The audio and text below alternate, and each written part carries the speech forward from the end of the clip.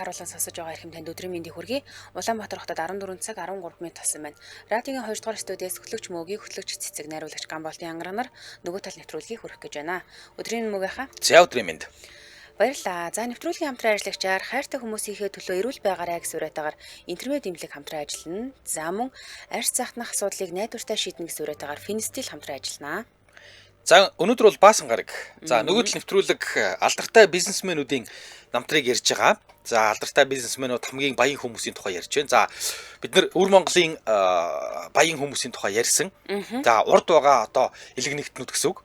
За бидний хойно байгаа бас элэг нэгтнүүд байна. Тийм болохоор өнөөдөр бизнесмэнийн намтар болонгаараа халимаг улсын ямар баян хүмүүс байдгийг. За тэднээс нэг баяныг энэ баян хүнийхээ намтрыг онцолж танилцуулъя гэж бодож байна. Мэдээж халимгууд бол бидний мах цусны тасархай Монгол гаралтай ийм ард түмэн. За халимаг улсын хамгийн баян хүн гэж хайлт хийгээд үзэхэд Forbes дээр бол юуч гарч ирэхгүй. За яагаад гэхээр нөгөө халимаг улс чинь бие даасан улс биш, Оросын албаны улсын бүрэлдэхүүнд ордог улс. Тийм учраас халимгийн баячуудыг Оросууд гэж үзэж байгаа шүү дээ. Мэдээж. Тиймээс халимгийн өөрсдийнх нь одоо мэдээлэлээс харж агаад дараах мэдээллүүдийг олсон. За хамгийн баян 7 хүний жагсаалт гарч ирсэн байна. 1-р байранд улс төрч бизнесмен халимаг улсын анхны ерөнхийлөгч Кирсан Илимжинов гэдэг ийм хүн орж ирж байна. Мэдээж. За тий. За 2-р байранд халимаг улсын барилга зам тээврийн сайд Геннадий Константинович Бадинов гэдэг хүн орд юм байна. За 3-р байранд тэгвэл бизнесмен, мал аж ахуйн эзэн, мал үржүүлгийн эзэн, за мөн халимаг улсын Баатар Канурович Адучеев гэдэг ийм хүн байна. 3-р байранд. За нэрийг нь одоо монголоор хэлэх юм бол Адуучийн Баатар гэх юм уу? Энэ хүн бас хожим нь улс төрлөө орсон гинэ. За 4-р байранд Натратч Гильян Алексеевна Балабина гэдэг ийм хүн орж ийн. За 4-р байранд зураач, уран бүтээлч Мерган Викторович Мошулдаев гэдэг ийм хүн орж байгаа бол 6-р байранд бизнесмен, мал үржлийн улаан хөөч гэдэг ийм аж ахуйн эзэн Петр Боштаевич Минкнасунов гэдэг ийм хүн орд юм байна. За тэгвэл 7-р байранд халимгийн үндэсний телевизийн хөтлөгч Оросын албаны улсын төрийн думын гишүүн Марина Алексеевна Мукабенова гэдэг ийм хүн орд юм байна. Энэ түрүүний нэг халимгийн 6 дахь баян гэдэг бизнесмен, мал үржлийн улаан хөөж аж ахуйн эзэн Петр Поштаевич шууд мөнх насан гэж байгааз. Монголоор баг тийм биш нэрээ. Мик Насонов. Тийм биш. Тийм мөнх насан байгаа шүү. Ер нь нэрнүүд нь айгүй ойролцоогоод байна тий. Бараг л монголоор шахав. За тэгэхээр эдгээр хүмүүсийг халимаг улсын хамгийн баян 7 хүн гэж чагсаасан байгаа. Гэхдээ энэ хүмүүсийн хөрөнгө оруулгын байдлыг ерөөсөй тодорхой дуртаагүй. Одоо хоёлоо бол энэ хүн тэдэн сая долларын хөрөнгөтэй гэж ярьдаг шүү дээ тий. Хөрөнгө оруулгын мэдүүлэг нь байхгүй. За эндээс мэдээж 1-р байранд байсан Кирсан Николаевич Илимжиновын тухай ярина. За Илимжинов манайхан бол Үлэмжинов гэдэг байгаа тий. За Кирсан Илимжиновыг ярихаас өмнө эхлээд халимаг улсын талаар товчхон мэдээлэл хэлье. За халимаг бол Орос улбаны улсын бүгд найрамдах улсуудын нэг, халимгийн бүгд найрамдах улс гэж явах бах. Тэгээд халимгууд 17 дугаар зуунд Төв Азийн тал нутгаас нүүдлээд ижил мөрний доод хэсэг, за Каспийн дэгсийн орчимд суурьсан монголчууд. За ер нь бол ойрд монгол угсааны хүмүүсээ гэсэн үг. За манжийн товтлогоо Монгол орны дотоодын нөгөө баг хаадын хэрүүл тэмцэл тулаанаас дайжиж зугтсан зүүн гарын монголчууд гэж ойлгож болно. Тийм тэгээд одоогийн халимаг улсын иргэдийн ихэнхийг дөрвөж өтсөн энэ монголчуудын үр сад бүрдүүлдэг гэдэг юм байна. За халимгийн хүн амын 50% нь торгуудууд, 35% нь дөрвдүүд, тэгээд 15% нь бузаавууд гэж ярьдаг гинэ. Бузаав гэсэн. Тий бузаав. Тэгээд энэ бузаав гэдэг нь болохоор ижил мөрний нэг цутгалын нэр юм байна. Тэгээд анх тэр ижил мөрний тэр бузаав гэдэг цутгал дээр очиж суурьсан ойрдууд өөрсдөө бузааваа гэж нэрлэдэг. Тэгэхээр халимаг гэдэг бол ерөөсөө л нутгаасаа хальж гисэн гэсэн утгатай үг гэж их сурвалжууд тайлбарлалт юм байна. Тэгээд ер нь бол нутаг орондоо байж чадхаа байгаад хил давж хоошоо нүсэн ийм хүмүүс л гэсэн үг. Тэгээд дээрэс нь халимаг улс бол Европт байдаг цорын ганц буддийн шинтэй улс. Европт байгаа ганц буддийн шинтэй улс. Халимгийг Оросууд бол калмик гэнэ. За нийслэл нь бол монголоор бол элстэй, оросууд бол элиста. Элиста гэдэг. Тэгээд ардын хувьсгалын дараа 21 оны ардын хувьсгалын дараа орчин цагийн ийм өсчин яг ингээд нийслэлд ирээд халимгууд ирсэн байна. Баахан халимгууд ирсэн. Тэгээд одоо монголчин бол тийм мэрэгжлийн өсчин гэж байхгүй. Тэнгүүд яг ийм одоо орчин цагийн ийм өсчин мэрэгжилтэй ийм халимг хүмүүс ирээд яг бол монгол хэлтэй учраас тэгээд халимг хүмүүс ирээд Тэгээд нөгөө нэг монголчууд ийм 5 гизэгтэй урт гизэгтэй байсан ирэмгүү. Тэгэн гууд ирчүүдийнх нь гизгийг нь тайраад одоогийнхоор бол халимаг тавина гэдэг байгаа. Тийм богино тайралтыг халимаг хүмүүс хийгээд байсан учраас тэрүүгээр нь халимаг болгоцсон. Тийм үү? Тий, тэрнээс ус мэс гэсэн үг бол биш гэж штэ. Ямар одоо бол би ээж аваа бол тэгвэл халимагтай болцсон байна гэж ярьж штэ. Үсээ богиносхоо бол халимагтай болцсон байна гэд. Халимаг тавина гэдэг нь үсээ богиносхыг халимаг тавина гэж хэлж байгаа. Тэгэнгუთ тэр нь зүгээр л анх халимаг хүмүүс үсийг ингээ богиносхоод байсан учраас халимаг гэд засалтынх нь нэг төрөл. Тийм шүү дээ. Одоо эмэгтэйчүүд ч гэсэндээ халимаг өстэй болно гэдэг чинь жижиг өстэй болохыг хэлдэг шүү дээ. Тийм жижиг өстэй. Тийм тэгсэн чинь анх энэ халимаг хүмүүс өсчин болж ирээд хүмүүсийн уламжлалт төр гизгийг тайрахтаа богинохон болгоод тэгээд халимгууд ирж ус тасаад байсан учраас халимаг болгоцсон. Учиртай. За тэгэхээр бид нэр Кирсан Илимжановыг ярих гэж байна гэдэг чинь Монгол угсаатай хүний хадлаар ярих гэж байна гэсэн үг шүү дээ, тийм ээ. За ер нь бол үлэмжийн л гэсэн үг л дээ. Тэгээд 1962 оны 4-р сарын 5-ны өдөр Элстэй хотод төрсөн. За аав нь болохоор инженерийн хүн байсан юм байна. Нэлийн боловсралтай инженер хүн. Энэ нөгөө Элстэй гэж яриад байгаа штэ. Элиста гэдэг. Тэгээ энэ хотынхоо үйлдвэр тээврийн хэлтсийн намын хорооны дарга байсан юм хүн юм байна. За тэгвэл ээж нь болохоор Рима Сергеевна Илимжинова гэж энэ хүн малын эмчээсэн гинэ. За тэгэхээр аав нь эцэг их нь 1943 онд Сибирь рүү цөлөгдөөд дараа нь халим руу буцаж ирсэн. Яагаад ингэсэн гэхээр нөгөө дэлхийн 2 дугаар дайны үед халимгийн нэг цэргийн хороо Германд ингээ бууж өгөөд тэгээд дагаар орсон учраас бүх халимгуудыг одоо нэг шөнө ингээ унтжаахт нь бөөнөр нь шууд вагон суулгаад Сибирьт аваачаад засан хүмүүжүүлэх хөдөлмөрийн лагерт ажилласан шүү дээ, тийм ээ. Тэгээд дайнд болсны дараа л тэднийхэн нутаг бутсан гэдэг юм байна. Тэгээд юу яасан? Кирсан Илимжиновыг төрөхөд ямар нэр өгөх вэ гэд бөө маргаан болсон гэрт нь. За аав нь болохоор хүүдээ Кирсан Илимжинов хүүдээ би өвөөгөх нэрийг өгнө гэж зүтгэсэн баг. Тэгсэн имэн үгүй ээ миний аавын нэрийг өг гэж маргалцсан баг.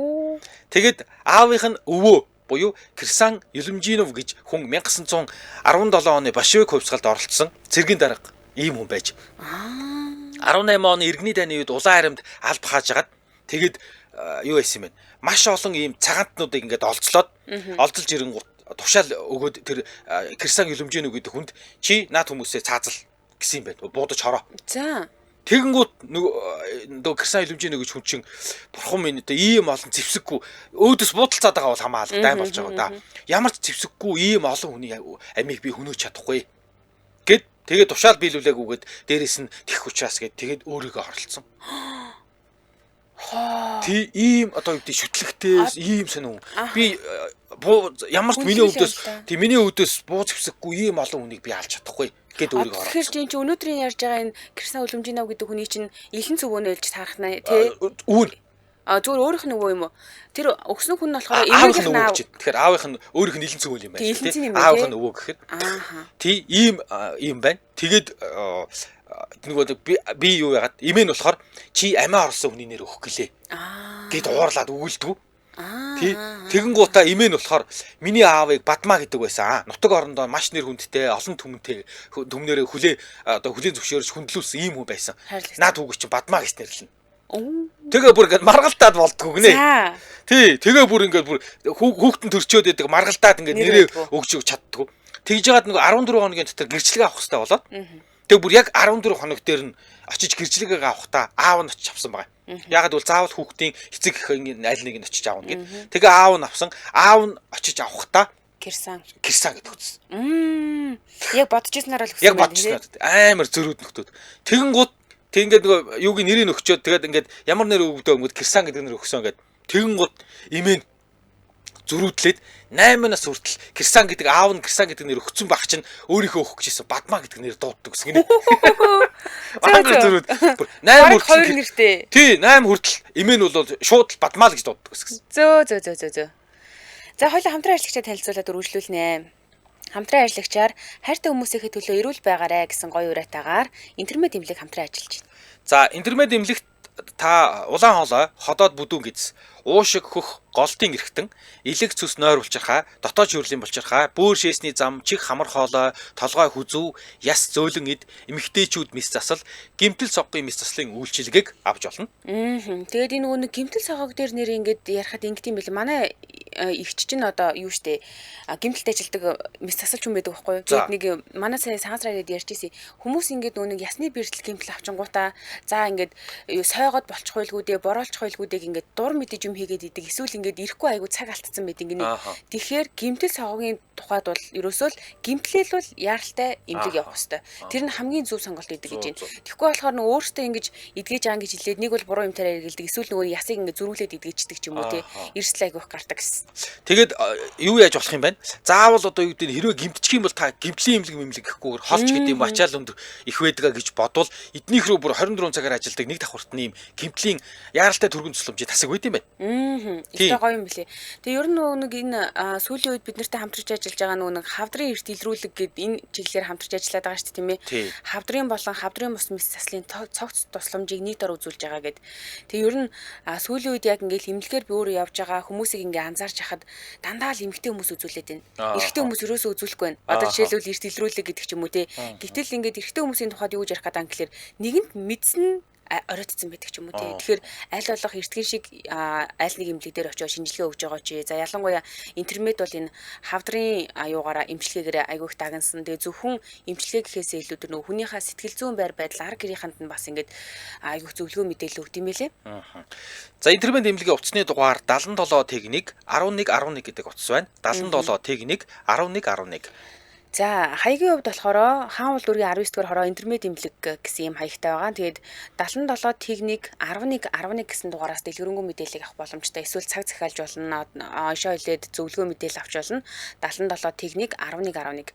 Facebook-ээс бол интернет хоспитал Монголиагийн хайх юм бол аль биесны хуудас нь харин интернет цэгмэн гэдэг вебсайтад хандах юм бол бас илүү дэлгэрэнгүй мэдээлэл авч болно. За баярлалаа. Хайртай хүмүүсийнхээ төлөө эрүүл байгаарай. Интернет эмнэлэг хамтран ажиллаа. Баярлалаа. За баярлалаа. За бид өнөөдөр халимгийн хамгийн баян хүний тухай буюу Кирсан Илүмжинов гэж хүний тухай ярьж байна. Кирсан гэртээ эмээгийн гар дээр өсөж хүмүүсэн юм байна л да. Тэгээ бүх хүмүүс ялангуяа тэр нөгөө намын хорооны дарга аав нь ажилдаа явсан хойгоор эмээ ингээ хаалгаа дангинтал түгжиж чинь. Ингэж төгжиж байгаад нөгөө бурхан дахлаа гаргаж ирээд арчаа цэвэрлээд мөргөөд идэ будаа өргөдөг байсан юм байна л да. Орой ингэж буцаад нөгөөдүүлж ажиллаас ирж байгаа шүү дээ. Тэгэнгүүт нь нөгөө нэг бурхнаа ингэж тааванд ороогоод буцаагаад ингэ автрандаа нуучдаг. Энд чинь яг нэг айгүй хэцүү цаг үе шүү дээ. Тийм шүү дээ. Угаасаа шашин шидэж болохгүй цаг үе. Ингээд нөгөө жаал хүү Кирсанд ингэж хэлжсэн байгаа. Чи том болоо сүм барьдаг хүн болоорой. Хүнийг өгөхөд би энэ үлддэг юм аа. Харин сүм нь үлддэг. Чиний барьсан сүмд хүмүүс очиж мөргөнө гэдэг асар том буян юм шүү гэж имэн хэлжсэн юм байна. Тийм тэгээд Кирсан том болсон хойно 46 ширхэг буддын сүм бариулсан байт юм ба шүү дээ. Хөө тийм амар олон юм байна. Тийм байна. Одоо тэр сүмийн зургнаас лайвын голд манайх орж ирэх бах. Тэгээд нэрээ залуугийн зургийг харахаар мүгийнхаа надаа нэг ийм нөгөө юу яасан шүү дээ. Дурлсан эргээд кино гэдэг шүү дээ. Тэр киноны солонгос жүжигчтэй залуугийн зураг нь айгүй адилхан санагдсан шүү дээ. Айгүй адилхан нэрээ. Хараарай. За, юун дээр болохоор Кирсан Илүмжинов хүүхэд байхдаа сайн сурлагатай хүүхэд байсан. За, номын сайн нөхөр гэдэг тэмдэгтэй, ном их уншдаг. Тэгээд 7 настайгаас шатар тоглоо сурцсан юм байна. Тэгээд 7 настайгаас шатар тоглоно. Зэрэгцээд боксер хичээлдэг байж. Тэгээд бүр 14 настайдаа Элстэй хотынхон өсвөрийн боксын авраг болоод тэгээд Халимаг улсын шатрын авраг болж исэн. Зөө. Оюухан бие билдрийг айгүй яг юм зэгцтэй тэнцвэртэй. Тийм, тэгээд ингээд нэг хүмүүс найзууд нь чи яаж ингээд нэг тийм шатар тоглоод нөгөө гараараа одоо бокс тоглоод яваад идэм бэ гэсэн чинь тий харин яг наадах хэлсэн. Бокс бол биеийн гимнастик, шатар бол оюуханы гимнастик. Чи ялгаа байхгүй гэж хариулсан. Тэгээд нөхөр бол юу яасан? Сургуульд онцордог байсан. Тэгээд за ер нь л төгөр мөнгөтэй л болъё гэж бодсон гинэ. Тий, мөнгөтэй л болмоор байна. Тэгээд нөхөр мөнгөтэй болъё гэд үйлдвэрт ажилд орсон ба. Тэгээд ингээ шугамын ажилчин слесэр хийдэг. Тэгээд нормын юм слесэр хийдэг. Тэгэнгუут ингээ нөгөө нормоо ингээл үргэлж давуулж биелүүлдэг болсон болохоор бүр ааваасаа өндөр цалин аваад гэдэг гэсэн гинэ. Ааваасаа өндөр цалин аваад. Тэгсэн үйлдвэрт 1 жил ингээд ажилласан чинь аав нь гэсэн баг. За үйлдвэрт чи ингээд ажиллаад байж болохгүй. Зүгээр бийгүү болно. Одоохондоо энэ чи бийгүү болно. Слесрийг бол хин ч хийж чаднаа. Залуудаа хин ч хийж чаднаа. Энэ янзаараа явах юм бол чи зүгээр аригчин хулиган болох юм байна. Тэр чи бокс тоглодог. Тэгээ нилээ хөдөлгөөнд төрхөөсөн залуудаа. Хөдөлгөөндөөс гадна энэ ч одоо бас мөнгөтэй болчихлоо. Мөнгөтэй болчихлоо шүү дээ. Тий. Тэгэд ингэж хийж яхаар чи ингээд яваад байвал айгүй бол юу юм аригчин хулиган болох юм байна. Зодон цохионд оролцох юм байна.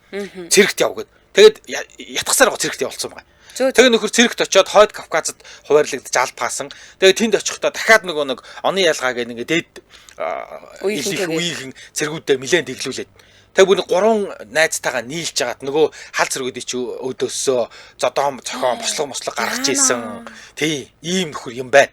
Өөрөө хөдөлгөөнтэй болохоор юу н барагдахгүй л гэж. Тий, харин тэгээ бокс тоглодог байсан. Нилээн тийм сэргэлэн шатруунд нөхөр байж. Тэгээд цэрэгт байхдаа бүр ийм хэрэг тарьж ийсэн. Тийм тэгээд нөхөр цэргээс халагдаж ирэхдээ ахлах төрүүч цолтой цэрэг болж ирсэн. Ийм нөхөр юм байна.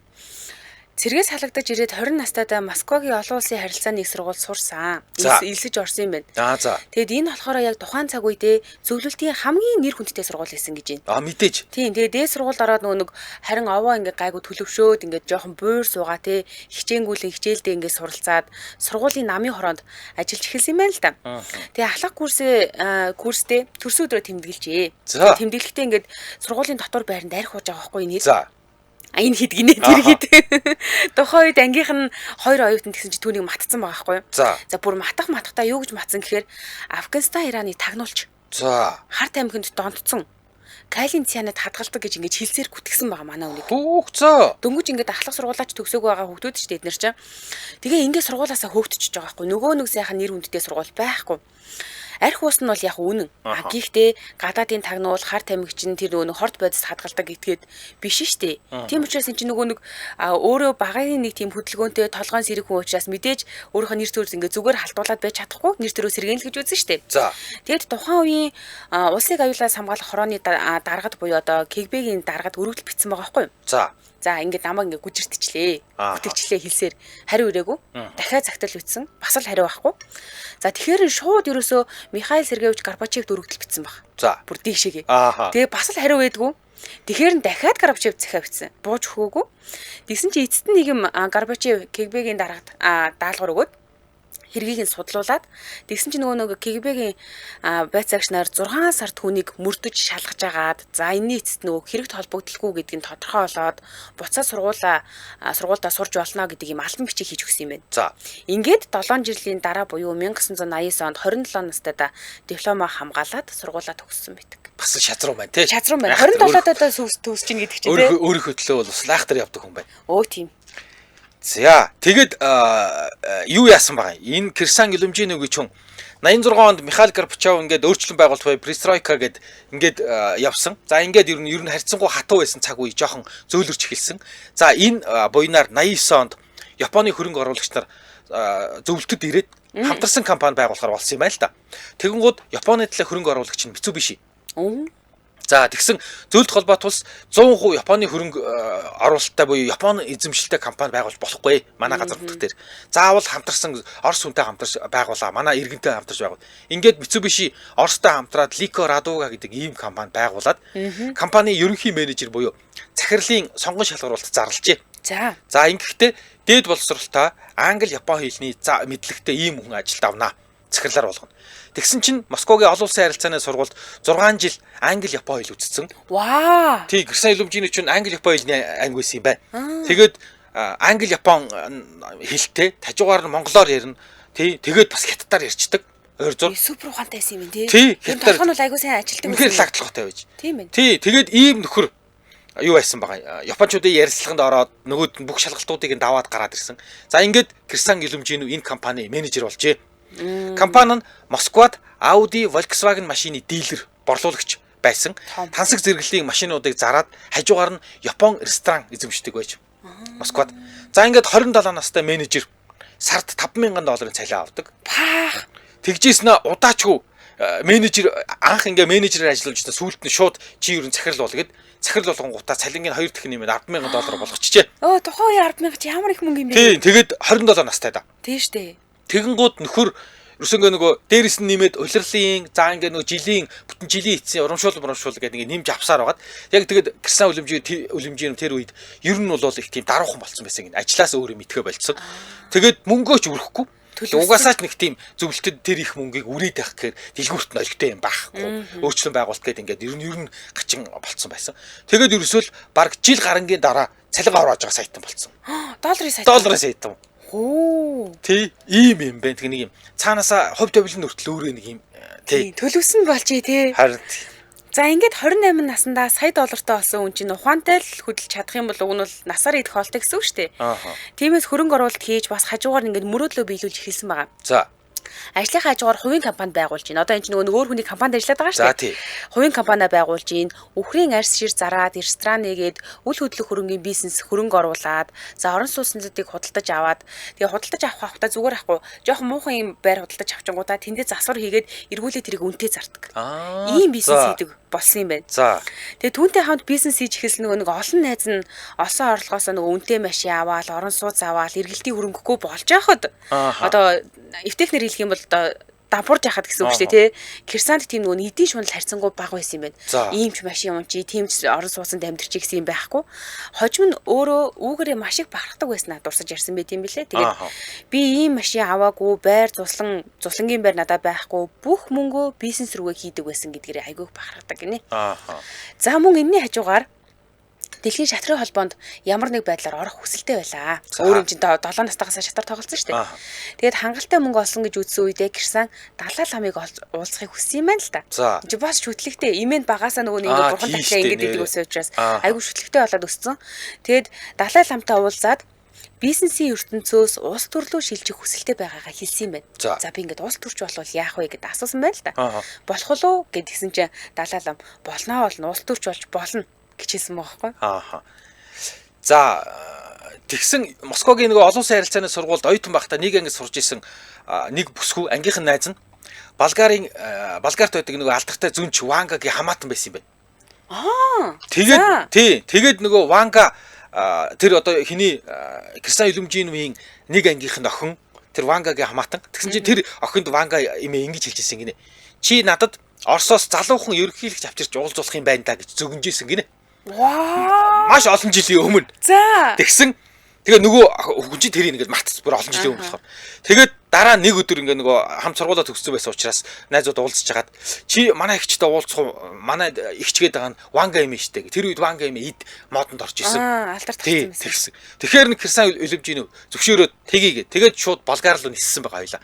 Тэгээ ингээд юуны Болгараас Софид онгоцоор ирээд тэгээд ороо буугаад машинд суугаад тэр Петрач гэдэг тэр Ванга имийг амьдарч исэн тосгон руу бүр шүн очие. Тэгээ очиод тэр нэг ангийнхаа охины гэрт нь хоёлоо ингээд унтаад өгсөн. Тэг чи өглөө бүр дөнгөж үүр цайсан 6 болж исэн чил хаалгын хүн тогшоод байна гинэ. Тэгээ арайгээд ингээл нэг шүн айж ирснэг жилхүү босоод онгоолсон чинь Ванга имигийн туслах Иван гэдэг залуу зогсож байна гинэ. За. Яах гэж байгаа ингээд тэгсэн чинь Ванга имээ Оросоос ирсэн ерөнхийлөгчтэй уулзна гэж байна. Тэгэхэд нөгөө гайхацсан. Юу ерөнхийлөгч энд ямар юмхан ерөнхийлөгч байд юм бэ? Би Кирсан бит хоёр л байна гэсэн юм шиг ба. Тэгсэн чинь юу байсан баа. Гүй энд Ванга юм энд нэг ерөнхийлөгч ирсэн гэж хэлсэн. Тий, тэрийг аваад ир гэсэн. Тэгсэн чинь нөгөө эмгтэй чинь болчихсон ба. Зараачлаа зааж байгаа. Нөгөө Кирсан Илүмжиноор харж ирсэн. Хөш чи тэр нөгөө Япон компани чи тэр нөгөө сан гэдэг байгаа корпорацийн ерөнхийлөгч нь гэвчтэй тэгж хэлээд байгаа болоо чамайг. Ямар ч очие гэд. Тэгээд дагуулад очсон юм байна. Тэгсэн яг тэр үед Кирсан Илүмжинов ер нь бол гадаад гарч амьдраа Оросд ер нь жоох амьдрахад хэцүү. Гэт ер нь хэцүү болсон байсан. Ер нь тэгж боддог байсан юм байна. Тэгсэн чинь Ванга эмээ чи бүхэл бүтэн улсын ерөнхийлөгч болноо. Тийм учраас эх орноосоо битгий яв гэж зүгэнж хэлсэн. Одоо лайвын гол яг тэр Ванга эмээтэй тэр нөгөө нэг эмгтэй оюутан ангийнхаа найзтай сууж байгаа зураг нь штий. Тий, харин тийм шиг байна. Тэгээд юу байсан? Тэгэн гут нь юу байсан? Кирсан Илүмжинов жоохон гайхсгээд тэгэл тэгсэн чинь Ванга эмээ үргэлжлүүлээд за чи бас ер нь бол дуртай юмныхаа дэлхийн ерөнхийлөгч болноо. Тэгээ би чамаа ингээ ерөнхийлөгч гэд хэлээд байна.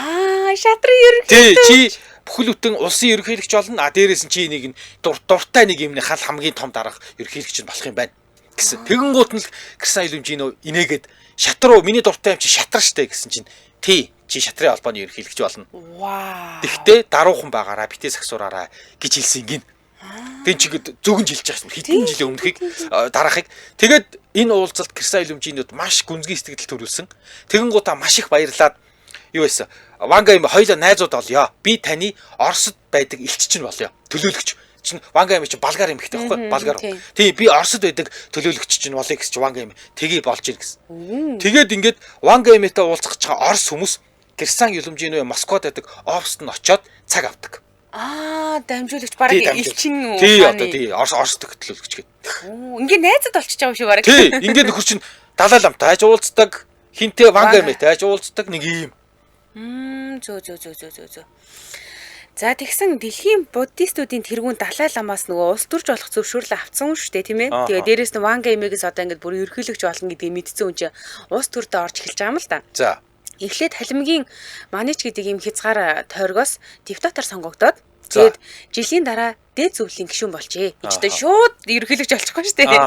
Тэгээд 1993 оны 4-р сар гэхэд ТАСС агентлагийн мэдээлснээр Кирсан Илүмжинов Оросд болон гадаадад 50 гаруй компанитай болсон. Зөвхөн Оростой биш гадаадад 50 гаруй компанитай банк хөрөнгийн биржтэй баян бизнесмен. За Оросын бизнес эрхлэгчдийн танхимын гишүүн, Халимгийн бизнес эрхлэгчдийн танхимын ерөнхийлөгч гэж танилцуулж ирсэн байна.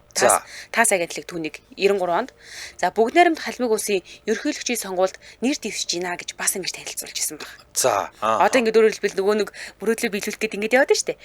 Кирсаны сонгуулийн компанид ажлынхаа үеэр ингэж юу яжсэн байгаа. Урайлын лоозон төвшүүлж ирсэн байгаа. Баян ерөнхийлөгч бол ялцрашгүй засгийн газар гэсэн үгээ гэж хэлсэн байгаа байхгүй юу? Энэ лоозонгийн яг цаад утга агуулга нь юу юм гэхээр ерөөсөө л нөгөө өөрөө баян юм чинь надад авилга авах шаардлага байхгүй шүү дээ гэж ингэж хэлж байгаа. Тийм өөрөө мөнгөтэй юм чинь ингээд өөрийгөө сурталчилж байгаа байхгүй юу? Надад ерөөсөө тийм авилга мөнгө төр хэрэггүй би угаасаа баян хүн гэд. Тэгсэн сонгогчдын 65% түн санал өгсөн байгаа байхгүй юу? Тэгээ энд нэг юм онцлог хэлмээр байгаа зүйл нь болохоор юм Кирсан Илүмжинов улс төрч болоод ерөнхийлөгч болсныхаа дараа улсын мөнгө идэж баяцсан хүн бол ерөөсөө биш. Харин эсрэгээрээ чинэлэг бизнесмен болсон хойноо одоо бол бидний ярьдгаар бол тий нөгөө бие засаад гэрээ засаад дараа нь төрөө засаж байгаа юм хүн байгаа байхгүй юу? Тийм тэгэхээр өнөөдрийн нэвтрүүлгээр ч гэсэн одоо нөгөө улс төрч талаас нь ерөөсөө огт яриаггүй хүүхэн гэдэг талаас нь одоо ямар хүн байсан, ямар ээж аавтай юм тийм ээ, амжилт нь юу байсан, түүний орлого нь юу вэ, алдаа дутагдал нь юу байсан тийм ээ гих мэтчлэн хувийн амьдрал талаас нь ярихыг илүү зорж байгаа шүү. За 14:39 минут болж байна. Хамтран ажиллагчаар арьс захнах асуудлыг найдвартай шийдэн гэсэн үрэйтаагаар Финстил хамтран ажиллаж байна. За энэ Финстил гээл бол тосон төрхлөг байгаа. Хүүхдийнх нь болохоор бүр ийм тусааж уулгадаг ийм тусаалга хэлбэртэй. Хүүхдийнх том үнийх гээд хоёр янз байна. Тэгээд шумуул хорхоо шавжинд хазуулаад ингээд хавдцсан тэр хэсэг дээрээ Финстил гэлийг төрхөж болно. За эсвэл нэг ийм хөнгөн хэлбэрийн наранд түлэгдэх эсвэл ахуйн түлэгдэлтэнд бас төрхөж болно. За чоног хөрөвсөөр өвдсөн тэр гарсан үе дээр төрхөж болно. Тэгээд дерматоз буюу нөгөө арьсны өрөвсөл дээр бас төрхдөг юм байна.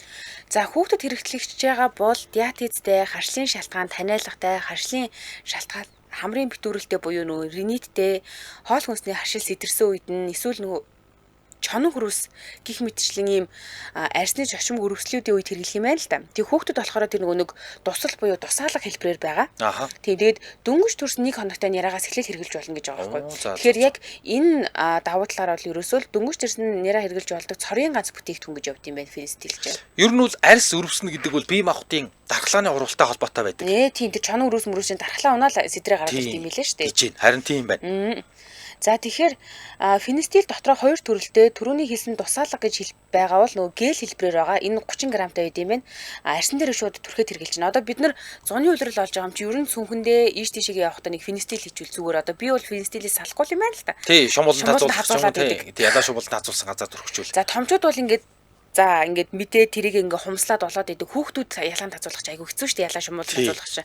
Тэгэл ингээд нэг зовирлаад те тэр үед нь та хүүхдээ анзаарч яагаад хазуулсан байх юм бол дээр нэгэн түрхэд болоо.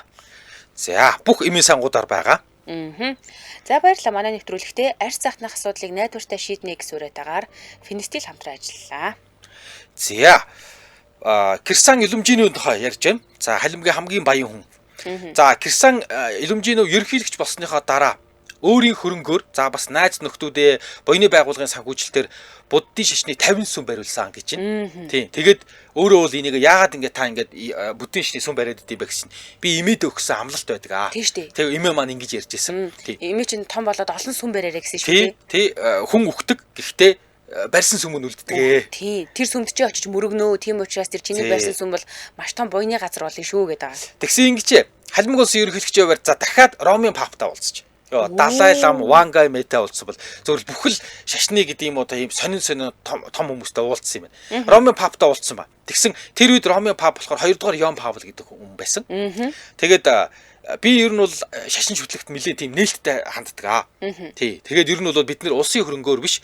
За шүтлэгтнүүдийн хандив тусламж би өөрийнхөө хөрөнгийг нэмэрлээд буддийн сүм барьдаг аа. Цаашд ч гэсэн би ер нь барина гэж ярьсан юм байна. Тэгээ ингээд нөгөө нэг юуныхаа барьсан сүмийнхаа зургийг буддийн шашны сүмийнхаа зургийг 2 дугаар Йоан Паулд үзүүлж л дээ. За. Би ингээд ийм буддийн шашны сүм барьдаг гэд. Тэгсэн чинь 2 дугаар Йоан Паул танад христийн сүм байд юм уу гэд асуусан. Тэгэхээр нэг Хрисан илэмжийн нэрээ байхгүй баха. Өстө баг байхгүй баха.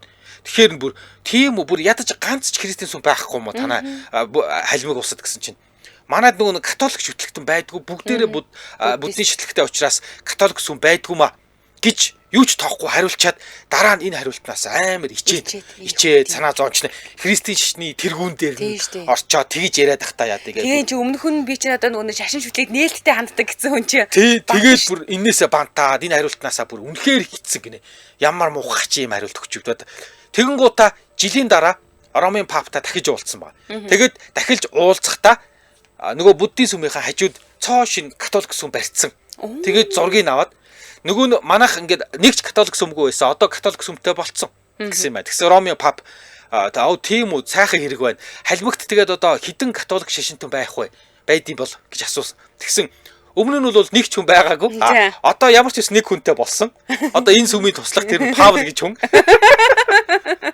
Тэр хүн одоо католик болсон. Тэсэндээ хүн болсон гэж хариулсан. Тэгсэн чинь Ромын пап инээгээд за нэгэнтээ сүмэн байхад бол шүтлэгтнүүд нь гараад ирнэ гэж хэлсэн. Тэгэд одоо тэр Элстэй хотын католик сүм бол ерөөсө хөл хөдөлгөөн тасархаа байсан. Сүүлдээ ингээд нэмээд маш олон католик шашны ийм сүм бас нэмж барьсан байдığım байлээ. Тэгээ ер нь Хрисан илүүмжийн Элстэй хотод ортодокс буюу яг нэг Оросуудын өөрийнх нь үнэ алдартны урсгалын 22 сүм барьсан. Тэгэхээр буддийн сүмч барьдаг, христчний сүмч бариулдаг. Тийм байна. Ер нь сүм барайл яваад идэм байна тийм. Би нэг барьсан сүмийн зургийг харж ирсэн бүр үнэхээр нөгөө буддийн сүм дотроо бас аюу нүү тийм барилга талаас нь уран барилга талаас нь харах юм бол их гоё хийцэлтэй сүм барьд юм байлаа шүү дээ. За 1997 онд Кирсаныг харь гаргийнхан хулгайлжээ. За тэр нэг хачээр гарсан. За тийм байдаг. За одоо энэний талаар дэлгэрүүлж ярина. 1997 онд ингээ харийнх ингээ аваа явцсан. Тэгээд яаж авч явсан гэсэн чи тагтан дээрээ сууж яхад нь шууд хулгаалаад нэстэ тавгандаа суулгацсан гинэ. Тийм. Тэгээд Кирсан өөрөө болохоор энийг ярихтаа юу гэж ярьж юм гэхээр би зөвхөн уфологийг ойлгодог хүмүүст л тайлбар хийнэ. За. Тэд хүнээс арай өндөр гэж байгаа. Тэгээд шар өнгийн скафандр өмссөн байсан. Тэд удалгүй түүнийг буцаагаад балкон дээр нь орхицсан гэж өөрөө ярьсан байгаа байхгүй юу? За. Тэгээ уфолог гэдэг чинь нөгөө одоо хоёулынгийнх нь ярьжсэн үл үзэгдэх бие судалдаг шинжлэх ухааны чинь одоо уфолог гэдэг. Буюу тэ UFO судалдаг нөхдүүд. Уфологи гэдэг байгаа тий. Тэгтээ Кирсан гэж тэ энэ яриагаа ер нь бол хинт ч хэлж байгаагүй юм байна л да. За тэгэнгүүтээ дараа нь ингээд нөгөө хилээгүй байхаас өмнө харь гаргийнхан түүнийг 2 удаа дахиж хулгаасан байгаа байхгүй юу? Дахиад нэг удаа хулгаасан. Тэгэнгүүтээ хулгаалчингууд нь ингэж асуусан байгаа.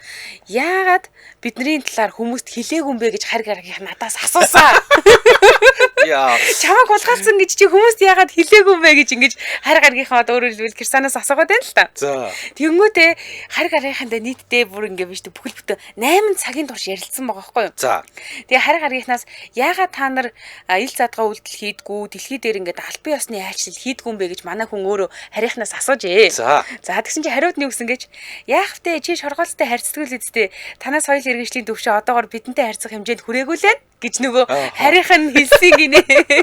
Яа энэ марзаа энэ яриа сонсоход чинь ингээ ботхоор өөрөө бас аюу тийм сонио хүн. Харин яаж ингэж ярьдгийг те би үл ингээд ичээ санаа зовоод ярихгүй. Одоо энийг ингээ ярьсан чи нөгөө нэг ванга юм ээ жоохон худлаач юм шиг үлээ. Яа. За нэр яг ийм яриа явдаг. Кирсан илэмжээр байна. Харин комент дээр түрүү бичсэн байсан юм аа. 93 онд ванга эмээгийн яг хэлснээс хойш хөөцөлдөж жагаад 95 онд Дэлхийн шатрын холбооны ерөнхийлөгч болчих ямар ч байсан. За. За ингээд 2018 он хүртэл. Йоо, одоо лайвын голоор нөгөө шар үсгэлтэй скафандр хүмүүсээ харийнхан гарч штэ. Өөрийнх нь дүрсэлж хэлээд байгаагаар нэг ийм юмнууд л ирээл өөрийг нь одоо ингээ 2 удаа хулгайсан байгаа байхгүй юу? Ааха. Тэгээд 95 онд Дэлхийн шатрын холбооны ерөнхийлөгч болоод 18 он хүртэл бүхэл бүтэн 24 жил энэ албан тушаалыг хассан. 4 жилд нэг удаа шатрын холбооны хурал болоод сонгогддог. Тэгээд бараг 6 удаа сонгогдсон.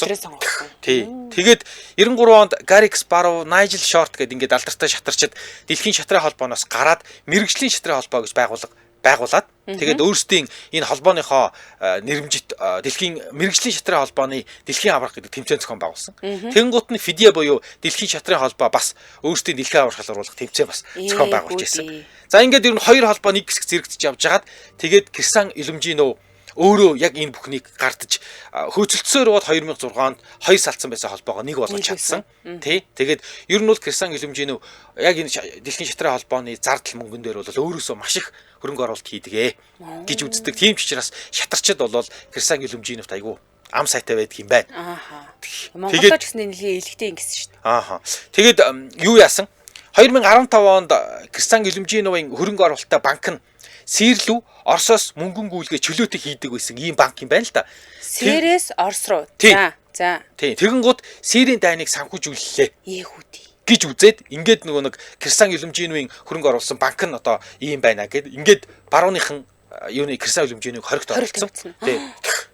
За ингээд барууны улсуудын хоригт орсон учраас та юу гэсэн ба. Тэгэнгუთ барууны улсад хоригт орчингууд шатрын холбооны ерөнхийлөгчийг нь ээлж сонгуул болонгууд дахиад нөхөр бол ер нь дэвших хүсэлтэй л байсан юм байна л да. Тий. Тэгсэн чинь шатрын холбооных нь хүмүүс болохоор та ингээд хоригт орсон учраас битгий нэр дэвшээчээ. Дэлхийн шатрын холбоонд ингээд сөргөөр нөлөөлөх гээд байна. Нэр үндэд. Тий. Гол нь яагаад вэ гэсэн чинь юу юм бэ? Нөгөө Америкууд Дэлхийн шатрын холбооны дансыг хэрвээ та ерөнхийлөгч болчих юм бол битүүмжилчнэ. Тэгэхээр энэ ингээд бүх үйл ажиллагаа явуулж болохгүй. Тийм болохоор ер нь та энэ удаад өнжөөч. Гэсэн юм байна. Тэгээд нөхөр 2018 оны Дэлхийн шатрын холбооны сонгуульд өөрөө бол нэрээ дэвшүүлээгүй. Ер нь бол 6 удаа улирал сонгогдчоод ийм шалтгааны улмаас дахиж улираагүй юм биш үү? Тий, улираагүй гэсэн үг. Тий, ер нь бол тэгээ ингээд өөрөө цаад хүмүүс нь ч гэсэн ингээд шахаад яг хөө зарим юун дээр бол зарим их сурвалж дээр бол чи ингээд нөгөө дахиад эн чи ингээд хичнээн ус биш ч гэсэндээ одоо юу гэдэг төрийн бас байгууллага ч гэсэндээ ер нь бол ингээд хитрхи нэг хүн бүтэн 24 жил удирдах гэдэг чи юу гэсэн үг юм бэ? Жаа салхи малх оруулаач гэдэг хэрүүл шуугааж гарсан гэж үздэг. Зарим их сурвалж дээр бол ийм нөгөө юуны барууны хоригт орсон ийм улс төрч бизнесмен учраас та жоохон юу яагаач шатрын холбоогоо бодоод нэрээ татаач гэсэн юм байна лээ. Зүг. Цэнгэл арби яхин гэсэн мэт бүтэн 8 цаг ярилцаад буцаагаад гэрт нь оруулсан чинь нэг л цаг өнгөрсөн байсан гинэ. Энэс гадна нөгөө Ванга имижин бас түүний нөгөө БИФА буюу Дэлхийн хөл бөмбөгийн холбооны ерөнхийлөгч болно гэж хэлсэн. Тийм үү? Гэж зөвгөнсөн гинэ.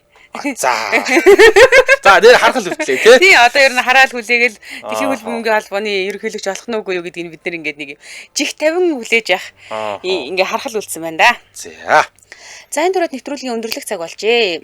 Хайртай хүмүүсийнхээ төлөө эрүүл байгаарай гэсэн уриатаагаар интернет эмнэлэг хамтран ажилласан. За мөн арьс сахнах асуудлыг найдвартай шийднэ гэсэн уриатаагаар Финистил хамтран ажилласан баярлалаа. Сонсогчдоо үргэлжлүүлээд 15 цагаас радио мэдээг үйл явуулсараа 15 цаг аргументаас элдв шипний нэвтрүүлгээр эргээд уулзъя. Баярлалаа мөгөх. За баярлалаа.